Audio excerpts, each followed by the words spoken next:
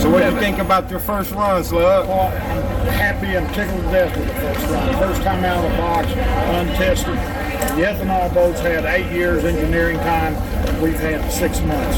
So the guys did a great job. The boat put a good set, and we ran 187. And Carson Brummett, all the guys here, he's pumped it up a little bit.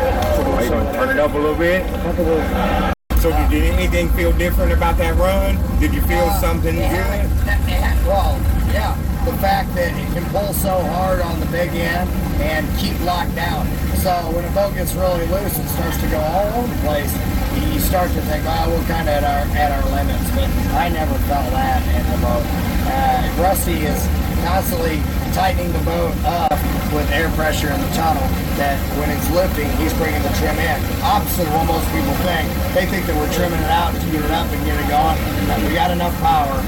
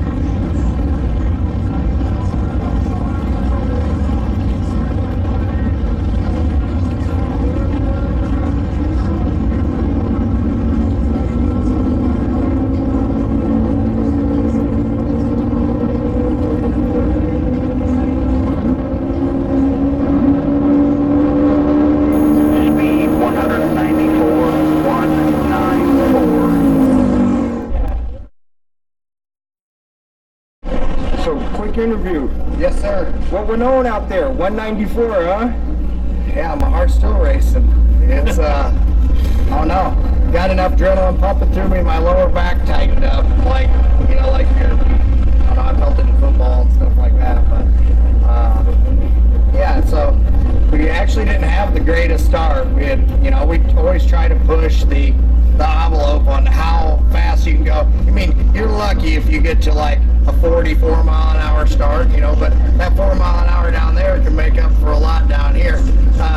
But we came into the box a little hot, and it was at 44 mile per hour. They yellow flag us, and so when we actually hit the box, we're about 38 mile an hour, and with the turbo motors, it's lag.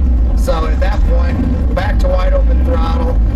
So then now you've left the box and you look down at the speedometer and it's only 50 miles an hour, and you'd hope to be right exiting the box at 60 miles an hour. But anyway, boat comes to life. Carson Brummett engine, Slug putting the whole program together. Unbelievable. 194 miles an hour at the other end. Had to tighten it up a few times, just due to the fact that you can feel that wind blowing right now. I mean, it's gusting out there. So obviously, number one, come across safe. It's like everybody says, you know, go as fast as you can, but be safe. You know, so it's kind of oxymoron, I think is what they call it. But yeah. Smiling and look on your face says it all. What do you think about it, Slug?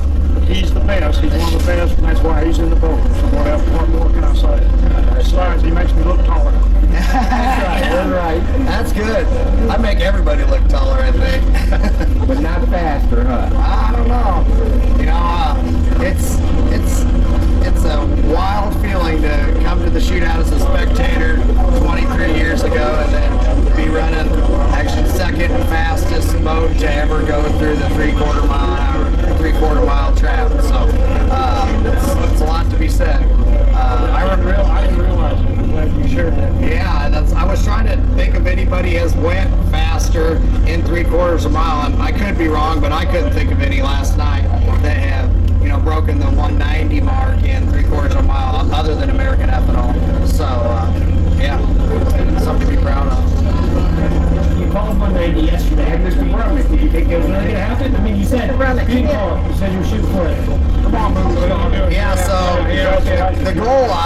was.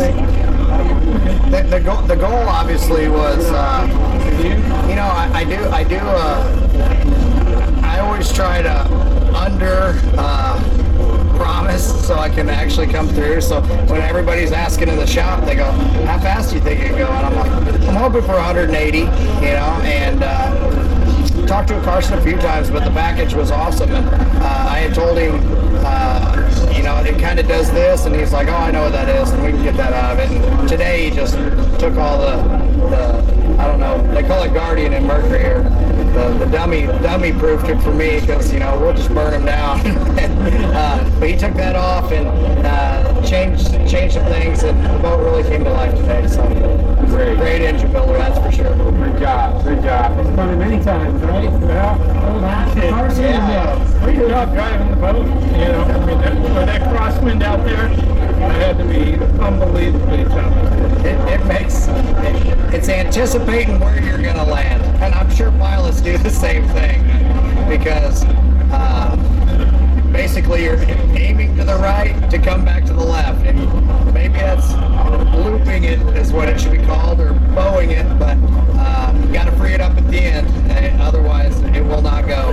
So yeah, it's the power is unbelievable. I've been in American Ethanol before, went a 1 mile course, and was able to do 208. This feels just like it, you know, and it's not disorienting, but it's shocking when you feel how hard the boat's pulling. It's one of those things. Yeah, they pull all the way. Yeah, I mean, a long way. Never. When you know, when I looked at right before the start line and I saw a 190, and you know, in the 190s, I knew that it was going to be a good number. So you know, it is. If it was another, you know, 100 yards long, it might have been 200. You know, you never know. But it is what it is. And try to get as much out of the boat for Slug, and Carson definitely built a hell of a package because the bilges are dry. If I would have built those engines, it'd be a mess. You know. I think every shootout's been one with your engines this year, right? With Gary? Gary, yeah. You've seen some awesome shootout performances. Where would you rate this one? Well, this is great because this is a bigger boat than Gary's. It's a little bit harder to accelerate over this length of course, you know. So, and at Havasu, they had basically unlimited start speed, so that changed that whole deal. But yeah, no, Gary's had a great run this year, and so yeah, it's been great. Very fortunate to have great customers. You know, that's what it takes. If you don't have a good client, you can't do it. So I'm very fortunate. That's great. Thank you, guys. Thank you.